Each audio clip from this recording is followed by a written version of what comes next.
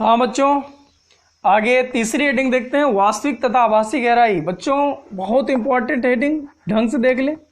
वास्तविक गहराई को मैं यस से व्यक्त कर रहा हूँ, यच से व्यक्त करूँगा, और आभासी गहराई को मैं यच एपरेंट APP करके व्यक्त करूँगा। ध्यान देना। तो देखिए बच्चों, इधर ये पहले थोड़ी फील कर ले, मैं पढ़ के आ रहा हूँ। आपके अगर ये एक बाल्टी में, ये गिलास में पानी भरकर उसमें कॉइन डाल दीजिए। अब ऊपरी सतह से देखिए कॉइन को, तो आपको कॉइन थोड़ी ऊपर दिखाई देता है। तो दिखाई कहाँ देख रहा है? ये आपकी आभासी गहराई है। रियल में कहाँ था? ये वास्तविक गहराई। क्या बच्चों थोड़ी बात समझ में आ गई? चलिए ठीक है, आ गई तो मजा आ गई यार। अब देख इधर मैं क्या कर रहा हूँ, ऐसे करके एक बी कर ले रहा हूँ, और इसमें मैं एच ऊंचाई तक, कैपिटल एच ऊंचाई तक पानी भर के इसकी तली पर एक कोई कॉइन रखे दे रहा हूँ। ये कैपिटल एच ऊंचाई तक भरा। क्या बच्चों बात समझ में आ रही? अब मुझे यहां से देखना है कि कहाँ दिखाई देगा। ऐसे करके देख रहा हूँ कहाँ दिखाई देगा। तो ऐसा करना है तो मैं क्या करूँ, इसमें मैं एक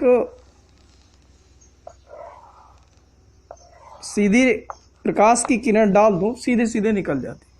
एक प्रकाश किरण ऐसे डाल दिया जाए तो ये अपवर्तन की क्रिया हो रही भैया, यहाँ माध्यम बदल रहा है, लेकिन यहाँ सीधे लंबवत निकली थी, निकल गई। यहाँ अब यहाँ आई बना। क्या तुम्हें दिख रहा है बच्चों? अच्छा बताइए, ये आपतित किरण है, यदि इस तल की ओर आ रही है ना, तो ये बन गया आपका आई, और ऐसे करके निकल गई प्रकाश की किरण, तो ये बन गया आर। ये आई है और ये आर है। एक प्रकाश किरण ये थी। अब ये दोनों किरणें एक दूसरे को इधर कहीं काट नहीं सकती, यानी ये जहां काटेंगी वहां हमें पता है कि प्रतिबिंब बनता है, यानी यहां आभासी काटी, इसीलिए आभासी गहराई कह रहा हूं बच्चों। यहां काटी मतलब हम जब ऊपर से देखेंगे, जब यहां से मान लीजिए हम लोग देख रहे हैं,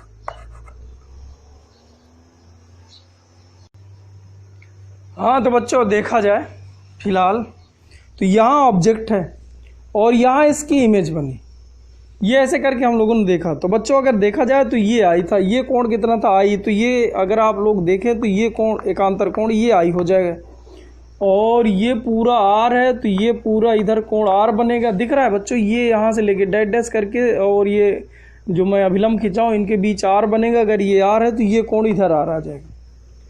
अगर ये दूरी मैं यक्स मान लूँ, और ये आपका यहाँ चूंकि इमेज बना है तो हमें दिख यहाँ रहा है, तो यहाँ से लेके यहाँ तक की जो ऊंचाई है यच अपरेंट यही है, यानी आभासी गहराई यही है। अब बच्चों इधर इस स्नेल का नियम लगा दीजिए। इधर मान लीजिए अपवर्तनांक n1 है, इधर अपवर्तनांक n2 है। ध्यान देना, n1 n2। तो ठीक है बच्चों, इस स्नेल का नियम लगाया तो जिधर का अपवर्तनांक उधर का कोण n1 साइन आई बराबर n2 साइन आर। क्या मैं सही लिख रहा हूँ? सही लिख रहा हूँ। n1 sign I, n2 sign are. तो ठीक है बच्चों, इधर देखिए, क्या आई और आर बहुत छोटे हैं? वो कैसे? जैसे मान लीजिए कि हम लोग ऐसे समझे हम लोग ये, हाँ तो बच्चों कि हमारी आँख यार बहुत छोटी होती है। अब ये नहीं कि हमारी आँख यहाँ से लेके यहाँ तक, हमारी आँख ऐसे कुछ नहीं है कि ऐसे करके हमारी आँख है बच्चों। प्रकाश की किरण चाहे जैसे निकले सीधे हमारी आँख में प्रवेश कर जाए। प्रकाश किरण सॉरी आँख इतनी सी है, इतनी सी, तो जो प्रकाश की किरणें इसी के पास से होकर गुजर रही होंगी वो हमारी आँख पर पड़ रही होंगी। जो यहाँ से गुजरेंगी वो बाहर निकलेंगी। जैसे आप ढंग से देखो, जो हमने चित्र बनाया इसमें भी प्रकाश की किरण हमारी आँख से बाहर ही जा रही है, लेकिन हम ऐसा मान रहे हैं कि क्योंकि बहुत छोटा सा चित्र बन जाता तो फिर हमें ना आई दिखाई देता ना आर दिखाई देता।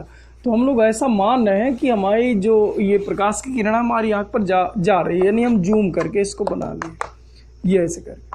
क्या बच्चों बात समझ में आई मैं क्या कह गया? ये यानी जो किरणें इस अभिलंबोत के, यानी ये जो लंब मैंने खींचा है इसके आसपास से होकर गुजरी हो हमारी आँख पर पहुंचेंगी। यहाँ से गुजरेंगी प्रकाश किरण ऐसे जाएगी, हमारी आँख पर जाएगी नहीं तो दिखाएगा क्या? जब कोई प्रकाश की किरण ऑब्जेक्ट से टकराकर हमारी आँख पर प्रवेश करती है तो वो ऑब्जेक्ट हमें दिखाई देता है, फंडा पता होना चाहिए।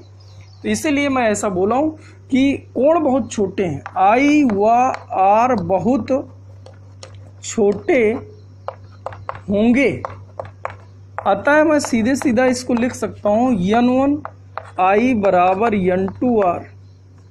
क्या बात समझ में आई? मैं क्या लिखा हूं बच्चों? लिख सकता हूँ ना, कहीं पर अगर साइन थीटा है, थीटा बहुत छोटा है तो थीटा लिख सकता हूँ, लेकिन कास थीटा है, थीटा बहुत छोटा है तो 1 लिख सकता हूँ, और टैन थीटा है तो थीटा बहुत छोटा है तो थीटा लिख सकता हूँ। अब आप सोचो कि थीटा को, टैन थीटा को थीटा लिखा जा सकता है, तो थीटा को हम लोग क्या लिख लें? टैन लिख लें। तो या इसी कर को ऐसा भी लिखा जा सकता है N1 टैन आई बराबर N2 टैन आर। जानबूझ के बदला है, आई से आर में मैंने बदल लिया छोटे कोणों के लिए। अब N1 उसी तरह कर लिया, टैन आई, आई ये टैन थीटा और सूत्र होता लंब बटे आधार। तो लंब आपको दिख रहा होगा x, और आधार यहाँ से लेके यहाँ तक का कोण मतलब कैपिटल H बराबर N2 टैन आर। तो टैन आर मतलब ये कोण है, तो लंब बटे आधार इतना सा, ये त्रिभुज इतना सा ही है।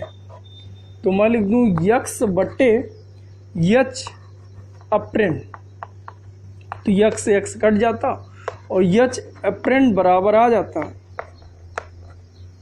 आभासी गहराई है जो वो आ जाती बच्चों कितना। इसको मैं इधर ले आऊँ तो ये इधर जाता, तो ये N2 ये हो जाता आपका H अपान N1। बहुत बड़ी बात आ गई। अब इसको हम थोड़ी समझ लें तो मज़ा आ जाए यार, सवाल हल करने में एकदम मज़ा आ जाए। क्या बच्चे ये दिखा तुम लोगों को? निगमन करो ऐसे करके, निगमन है अपने कोर्स में 12 वालों, तो ऐसे करके उतार लो। अब आगे देखिए, थोड़ी इसका मैं ट्रिक आगे और थोड़ी बढ़ाऊंगा सवाल अच्छे से करने के लिए। तो बच्चों इसको पहले आप थोड़ी मैं फील करा दूँ, N2 कहाँ का है, N2 कहाँ का अपवर्तनांक है? N2 ये इधर का है, जहाँ मेरी आँख है वहाँ का अपवर्तनांक है, यानी जहाँ आँख था, मतलब मैं ऐसा समझूं कि जहाँ से हम देख रहे थे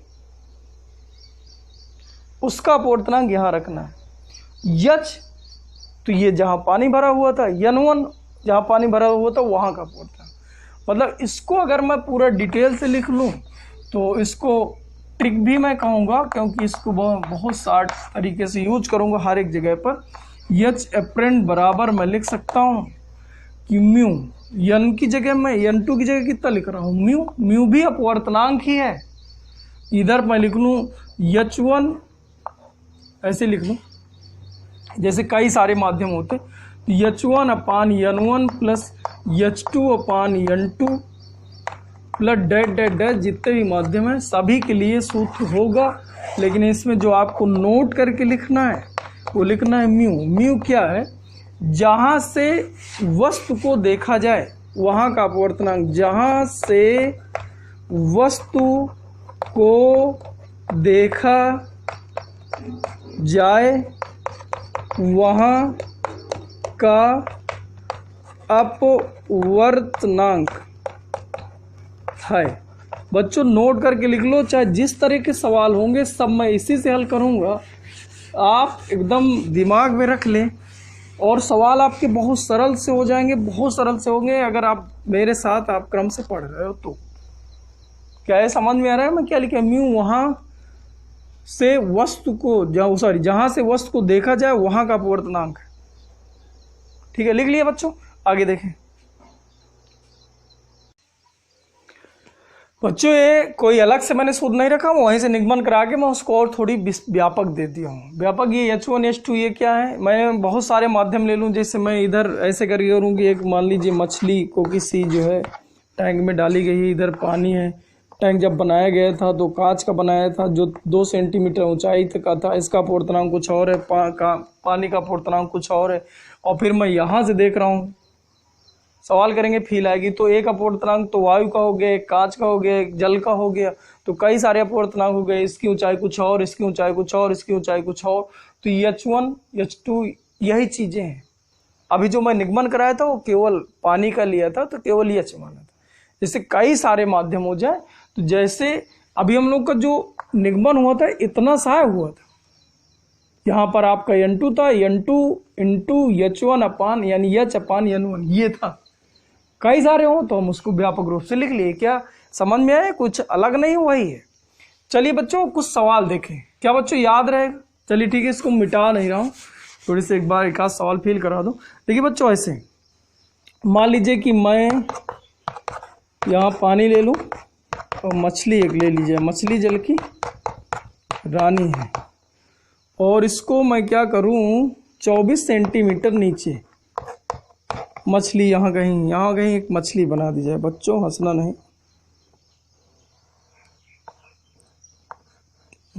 ये मान लीजिए मछली है। अब क्या कह रहा हूं कि एक बंदा है जो इधर से 36 मीटर 24 मीटर है, ये 36 मीटर ऊपर से यहां से देख रहा है। ये मान लीजिए एक पंछी बना लीजिए। पंछी कैसे बनाया जाए, ऐसे करके ये यार, ये ऐसे करके पंछी है, पक्षी है। अब यार ये इसको देख रहा है। मेरा क्वेश्चन ये है, क्या बच्चों बात समझ में, एयर में है, एक सीध है, एक दूसरे के सीध पर है, सीधी है, सीधी रेखा है। मेरा क्वेश्चन ये है कि जब पक्षी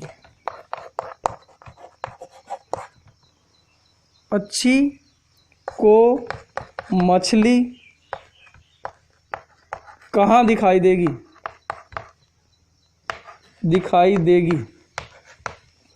दूसरा है कि मछली को पक्षी कहाँ दिखाई देगी। क्या मैं इसको मिटा दूं? ध्यान देना, म्यू क्या है बच्चों, एक बार फिर से बोलो। म्यू उस माध्यम का अपवर्तनांक है जहां से हमें ऑब्जेक्ट को देखना है। तो पहला क्वेश्चन हल कर रहा हूं, पक्षी को मछली, यानी पक्षी देख रहा है किसको, मछली को। तो मछली क्या हो गई, वस्तु हो गई। अब पक्षी देखने वाला हो गया, ऑब्जर्व करने वाला हो गया। तो बच्चों आप समझिए, तो मैं लगाऊं फिर से एच अप्रेंट, सूत्र आपका वही बराबर म्यू H1 अपान N1 प्लस H2 अपान N2। क्या मैं सही लिख रहा हूँ, प्लस डैश। म्यू बताइए मैं क्या रखूं, एक रखूं कि इसका पूर्णांक किधर गया, इसका पूर्णांक दिया है 4/3। एक रखूं कि 4/3 रखूं, बोलो जल्दी बोलो। मैंने कहा था म्यू उस माध्यम का अपवर्तनांक है जहां से आप देख रहे हैं।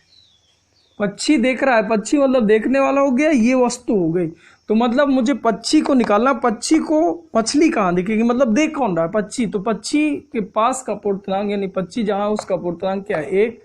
H1 कितना है, 36, इसका पूर्णांक कितना है, 1 प्लस H2 कितना है, 24, इसका पूर्णांक कितना है, 4/3। क्या मैं सही लिख रहा हूँ? ये हो जाता 36 प्लस ये हो जाता 4 छंग 24, 6 त्रिक 18। ये हो जाता 8 6 4 10 4 14 की 4 हासिल है 1 3 1 4 1 5, यानी 54 मीटर में दिखाई देता। अब देखो ये है कितने मीटर में, 36 है, ये 24 है, तो ये 50 मीटर हो गया, 50 हो गया, 60 हो गया, 36 4 40, 36 4 40 20 60 मीटर पे है।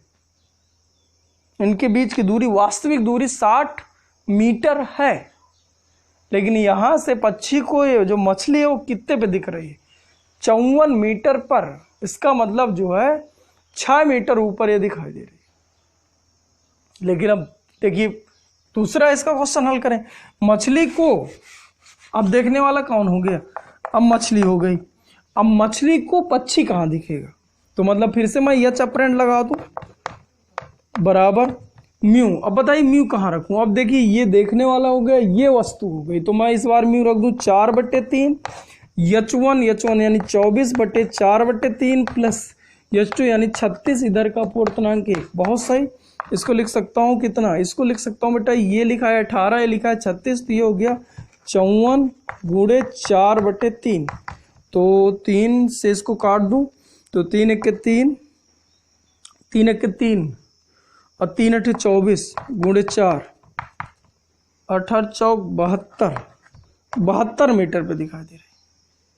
अब देखिए रियल में इनके बीच की दूरी टोटल कितना है, 60 मीटर इनके बीच की दूरी है।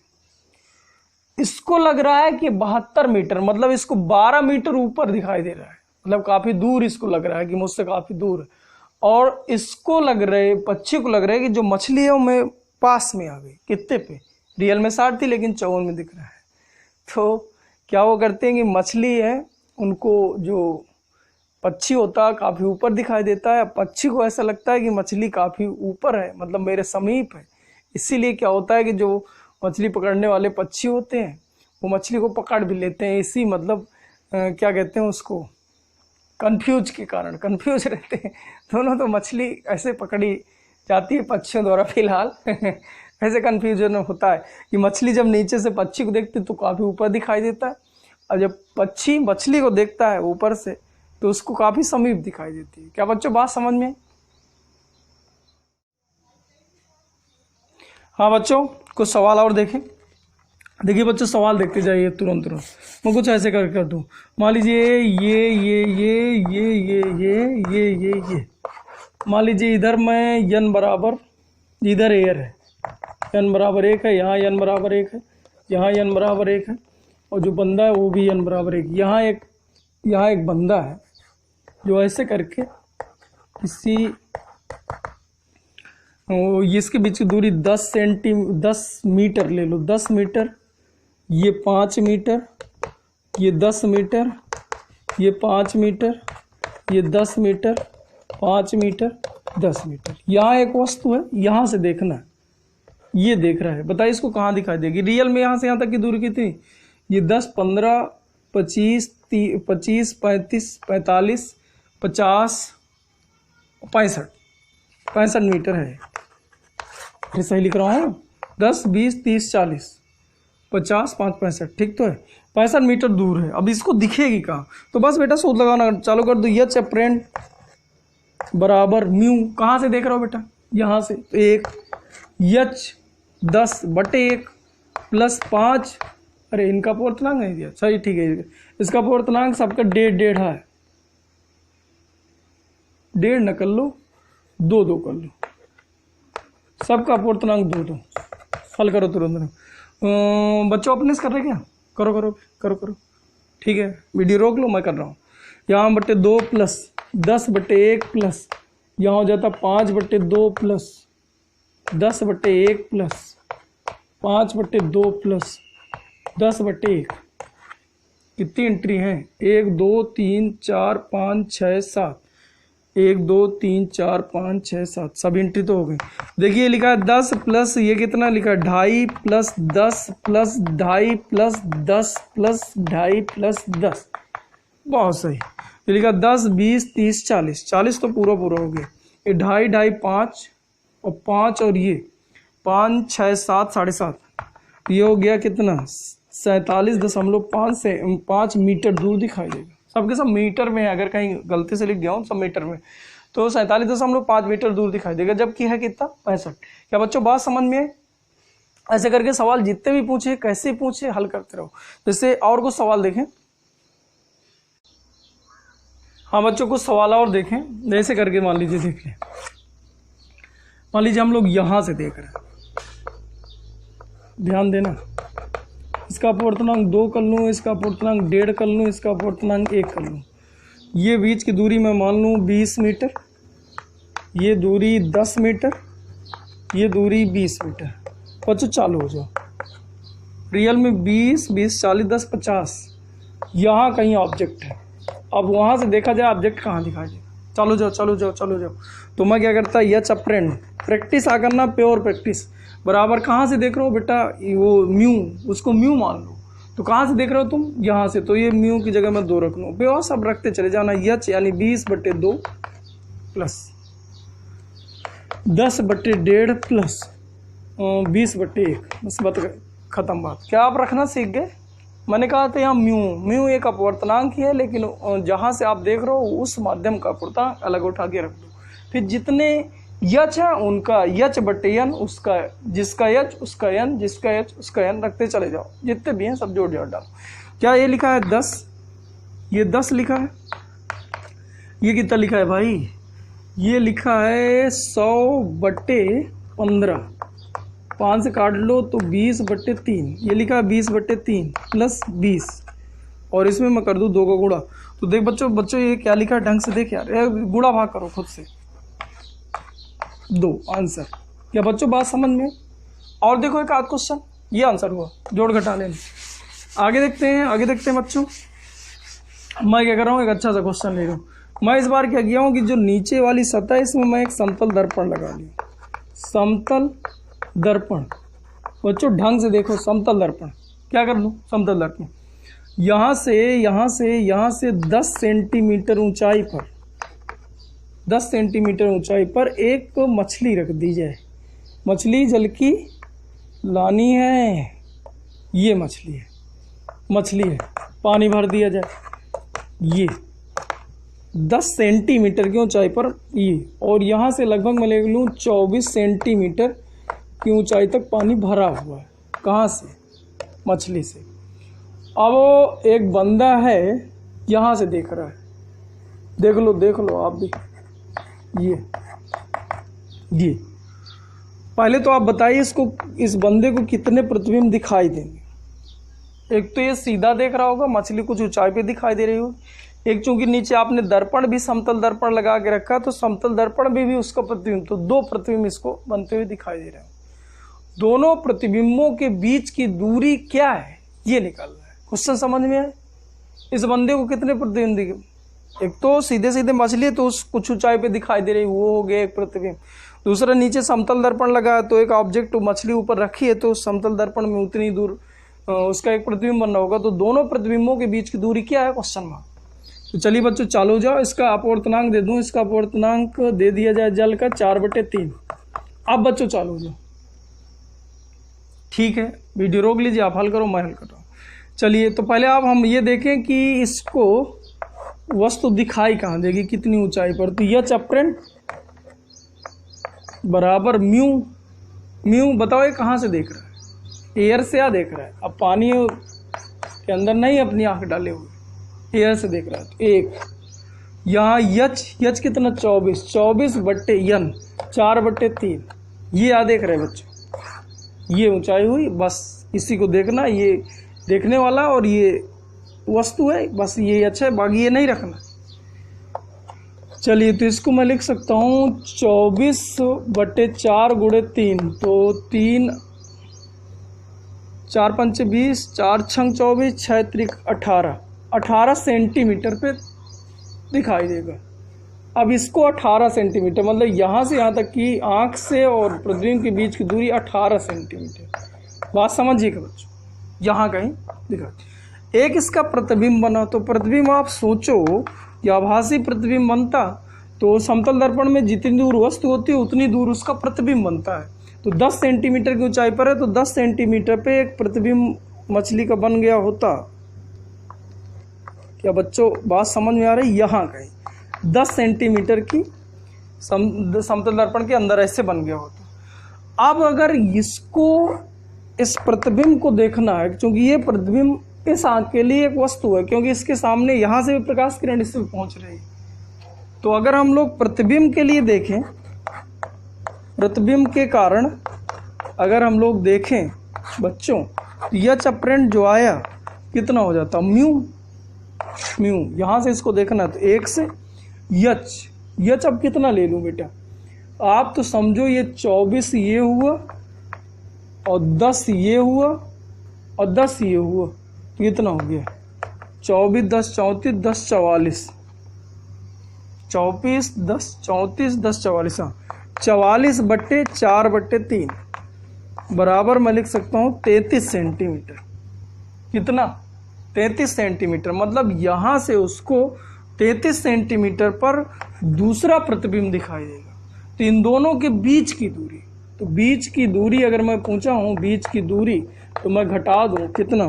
33 में घटा दूँ 18, तो 18 2 20 10 30 3 13 सॉरी 10 30 3 33, तो ये हो जाता कितना? 15 सेंटीमीटर। क्या बच्चों समझ में है? आया बच्चों समझ में? देखते हैं। चलिए बच्चों एक सवाल और देखिए, क्वेश्चन है आपका, समझा दूँ तुरंत 2 मिनट में। ये पानी भरा हुआ है, नीचे इस बार मैं समतल दर्पण न लगा के उत्तल दर्पण लगा दिया हूँ। बच्चों ढंग से समझते जाए, एक उत्तल दर्पण लगा दिया हूँ, इसमें पानी मैंने भर दिया। इधर एक मछली है, कहाँ पर? यहाँ मछली जल की रानी है, इधर रानी है। अब वो यहाँ से लेके यहाँ तक की ऊंचाई 24 सेंटीमीटर है, 20 सेंटीमीटर, यहाँ से 24 सेंटीमीटर है, ये आँख है। यहाँ से हमें क्या करना है, देखना है। तो हमें दो प्रतिबिंब दिखाई देता है, एक डायरेक्ट आपको जो मछली वाला थोड़ी ऊपर दिखाई दे रहा है, एक आप नीचे दर्पण लगा है तो दर्पण का प्रतिबिंब बनता, प्रतिबिंब भी हमें दिखाई देता। तो दो प्रतिबिंब दिखाई देते, दोनों प्रतिबिंबों के बीच की दूरी क्या है, क्वेश्चन वही है। तो क्या मैं फिर से हल करूँ? तो पहले तो आपको सीधे सीधे जो दिखाई दे रहा है तो उसको मैं लिख लूँ यह चपरेंट बराबर, उसी तरह हल करना। बढ़िया वीडियो रोक के हल किया करो यार प्लीज यार। म्यू तो कहाँ से देख रहा है, एयर से। 24 बटे कितना, 24/4/3। चल ठीक, तो ये कितना आ जाता है, ये आ जाता है कितना आया करता है यार, 4 पंच 20, 4 छंग 24, 6 त्रिक 18, 18 सेंटीमीटर आ जाता। अब प्रतिबिंब द्वारा देख लीजिए आप, प्रतिबिंब के कारण बच्चों चेक कर लो। तो प्रतिबिंब पहले बना कहाँ, तो प्रतिबिंब देख लेते, 1/20 बराबर 1/v प्लस 1/-20 बराबर v बराबर 10 सेंटीमीटर आ जाता। और 1/20 प्लस 1/20 2/20 10 आ जाता। यानी हमें प्लस में 10, इसका मतलब इधर हमने माइनस माना था तो इधर प्लस है। तो यहाँ कहीं प्रतिबिंब बना बच्चों, 10 सेंटीमीटर दूर मछली का प्रतिबिंब बना। क्या बच्चों बात समझ में आई? इधर कहीं बना 10 सेंटीमीटर दूर। अगर ये 10 सेंटीमीटर दूर है, अब हमें देखना है तो हमारे लिए कितना होगा, 24 20 44, 24 20 44, सही बोल रहा हूँ, 44 और 10 54। अरे सही बच्चों। अच्छा बताइए कितना, ये 10 आया, 10 ही तो है, 10 20 30 हो गया, 30 और 20 50 4 54, ठीक तो है। अब फिर से लगा दो यह चपरेंट लगाओ, यह चपरेंट बराबर, तो एक ये हो जाता कितना, 54 बटे 4/3 यार। इसको काटो कितना आता, तो अगर मैं लिख देता तो ये हो जाता 54 गुणे 3/4, तो 4 1 के 4, 4 1 के 4 कट रहा है कि नहीं कट रहा, चलो जो 2 से ही काट लो। तो ये जाता 2 दूनी 4 1 2 7 14 गुणे 3/2, ये आ जाता कुछ। इसको मतलब मैं लिख लूँ इसको 2 1 के 2, 2 1 के 2 और 2 तिहाई 6 एक साथ, 2 पंचे 10 गुणे 3, 3 पचे 15 की 5 हासिल 1, 3 पचे 15 की 5 हासिल 1, 3 त्रिकाई 9 1 10 0 हासिल 1, 3 1 के 3 1 4, ये आ जाता है 40.5 सेंटीमीटर। अब ये 18 सेंटीमीटर और 40.5 सेंटीमीटर में, तो हमें दोनों के बीच की दूरी का अंतर कितना है, तो 40.5 में मैं 18 घटा दूँ तो आ जाता 5, ये हो जाता 18 तो 20 और 20 40 यानी 22, 22.5 उत्तर आ जाता। क्या बच्चों बात समझ में आई थोड़ी? चलिए देखते हैं आगे। हाँ तो बच्चों ये इससे घटा दिए 22.5 सेंटीमीटर, ये उत्तर आ गया। क्या बच्चों बात समझ जाए? चलिए आगे कुछ और अच्छे से सवाल कर लीजिए बच्चों। कुछ ऐसे समझें कैसे कि मान लीजिए अभी आपका आया था यह चपरेंट बराबर म्यू, और आया था H1/N1 plus H2/N2 plus dash dash करके था। मान लीजिए मैं इतने ले रहा हूँ, आगे डैश डैश करके बढ़ा लेंगे। टी के सापेक्ष अवकलन कर दें, क्योंकि अभी तक हम लोग क्वेश्चन बहुत सिंपल से पढ़ रहे थे। अब क्वेश्चन ये रहेगा कि मान लीजिए मछली है नीचे, ऊपर से एक पक्षी तेजी से नीचे आ रहा है उसे पकड़ने के लिए, तो मछली को उसका वेग क्या दिखेगा? अभी तो कितनी ऊंचाई पर दिखेगा ये पढ़े हैं, अब कितने वेग से उसे आता हुआ प्रतीक होगा। ये मछली ऊपर आ रही है, हम लोग ऊपर से मछली को देख रहे हैं, तो हमें कितने वेग से आती हुई प्रतीक होगी, ये सब चीजों का कैलकुलेशन करना है। देखिए उसी को मैं क्या कर रहा हूँ, टी के सापेक्ष अवकलन करने पर। क्या बच्चों बात समझ में आ रही? हाँ बच्चों देखें, आभासी वेग तथा वास्तविक वेग, अगली हेडिंग डाल लो और थोड़ी समझ लो, ये उसी से रिलेटेड हेडिंग है बच्चों। ये मैं इसमें समझाने की कोशिश कर रहा हूँ। क्या कर रहा हूँ, मान लीजिए मछली है, एक पक्षी उसे पकड़ने के लिए आ रहा है, मछली को उसका वेग क्या दिखाई देगा? जिस वेग से आ रहा तो वो तो दिखाई नहीं देगा, क्योंकि जब उतनी ऊंचाई पर ही वो नहीं दिख रहा है, तो वेग कैसे वही दिखाई देगा? या मछली मान लीजिए ऊपर आ रही है, हम लोग उस मछली को देख रहे हैं, तो हमें वो कितनी वेग से आती हुई प्रतीक होगी, ये हमें क्वेश्चन करना है। तो वास्तव में उसका वेग क्या है और आभासी वेग क्या है, वही चीजें देखना है। तो बच्चों इंपॉर्टेंट है, ये भी स्टार कर लो। एच अपरेंट बराबर अभी देखे थे म्यू, म्यू एक अपवर्तनांक है, ये उस माध्यम का अपवर्तनांक है जहां से तुम बैठ के, मान लीजिए ऑब्जर्वर बैठ के वस्तु को देख रहे हैं। क्या मैं फिर से बोलूं, H1/N1 प्लस H2/N2, सही। ये ऐसे करके डेड ऐसे करके और कर लो। टी के सापेक्ष अवकलन कर दो, सापेक्ष अवकलन करने पर तो देखिए क्या होता है, d/dt एच अपरेंट बराबर म्यू उसी तरह उतर जाता है, 1/n अलग कर लेता मैं, ये हो जाता है dH1/dt प्लस d 1/n2 अलग मैं कर लूँ dH2/dt। बस ये एक नया सूत्र मिल गया। अच्छा ये समझिए कि ये जो दूरी थी अभी तक, ये दूरी H1 H2 H अपरेंट थी, अब उसमें मैं टी के सापेक्ष उसका अवकलन कर दिया हूं, तो दूरी का जब हम टी के सापेक्ष अवकलन कर रहे हैं तो वेग में बदल गया। तो अब ये आभासी वेग लिखा है। ये क्या लिखा है बच्चों, आभासी वेग। ये क्या लिखे, वास्तविक वेग, किसी एक का दूसरे का। क्या बच्चों बात समझ में आ रही मैं क्या कह रहा हूं? तो चलिए ठीक है, कुछ सवाल देखें। देखिए इसका एक सवाल देखते हैं, तुरंत प्रैक्टिस कर ली जाए यार, बहुत टाइम हो गया। इधर देख बेटा, मैं क्या कर रहा हूँ कि ऐसे करके इसमें पानी भर दूँ और यहाँ एक मछली तैरा दी जाए। ये मछली है, ये इधर से एक पक्षी है और ये मान लीजिए 2 मीटर पर सेकंड की चाल से पक्षी की ओर आ रहा है, इधर ऊर्ध्वाधर पक्षी की ओर आ रहा है, नीचे की ओर। अब इस मछली को, इसका अपवर्तनांक मैं दे दूं 4/3। इस मछली को पक्षी का वेग कितना दिखेगा? चलिए, तो क्या मुझे एच अपरेंट निकालना है। देख भाई, इसी में रखता चला जा रहा हूँ। म्यू जहां से आप लोग देख रहे हो, तो कहा मछली देख रही, तो वहां का अपवर्तनांक, तो क्या मैं 4/3 लिख दूं। इधर ये 1/N1, N1 मतलब 4/3 गुणे इधर के अब क्या लिखना है, इधर का वेग। अब हाइट की जगह इधर का वेग लिखना है, मतलब एक 4/3 लिखे और मछली का वेग, मछली तो स्थिर है यार, तो 0 गुणे 0 प्लस 1/N2, N2 मतलब इधर एयर है, n यहाँ पर n बराबर 1 है, एयर में उड़ रहा है तो 1 रख दिया, गुणे इधर का वेग, तो इधर का वेग मैं कितना रख दूँ, 2। समझ में आ रही बात। ये तो 0 हो गया, तो ये हो जाता कितना, 8/3 मीटर पर सेकेंड। बस खत्म, बहुत सिंपल सा क्वेश्चन है। अब मैं अगली बार क्या कर दूँ, मैं कह रहा हूँ ये 2 मीटर पर सेकेंड की चाल से ऊपर जा रही है।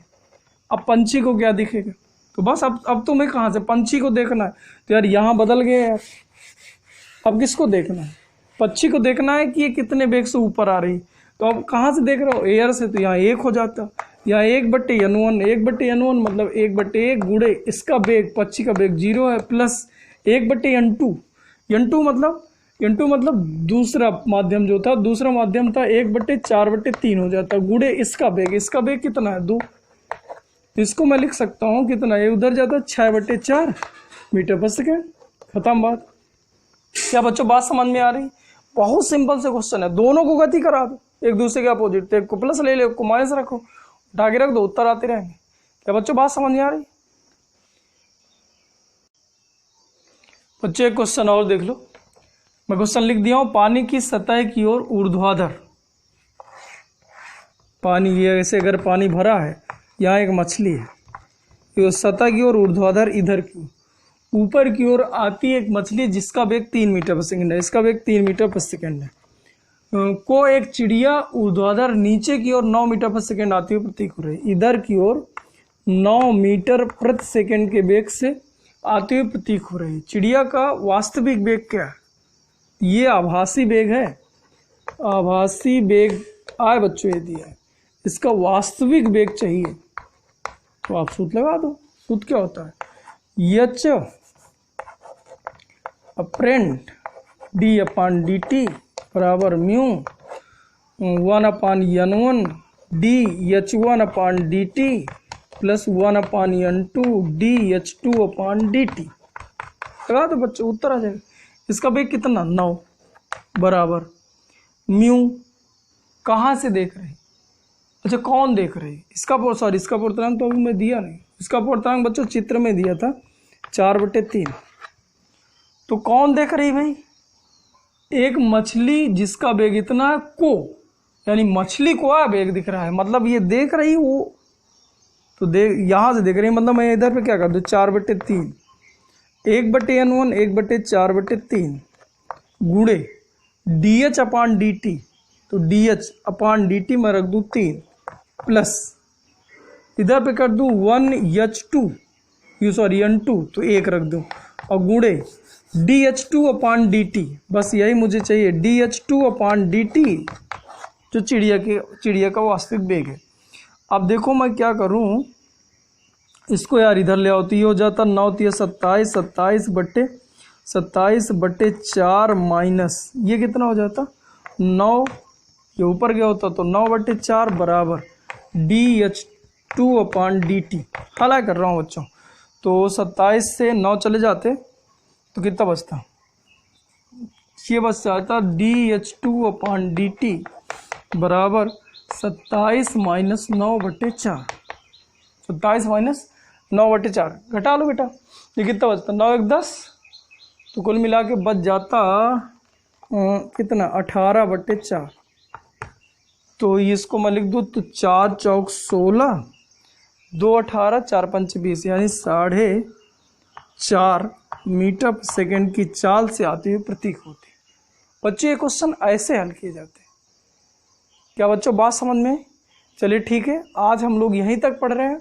कल हम लोग क्रांतिक वेग तथा क्रांतिक कोण तथा पूर्णांतिक परावर्तन पढ़ेंगे और उससे संबंधित कुछ उदाहरण देखेंगे और ग्राफ, और उससे ग्राफ से रिलेटेड कुछ सवाल। बहुत अच्छा कल का भी टॉपिक है। Thank you.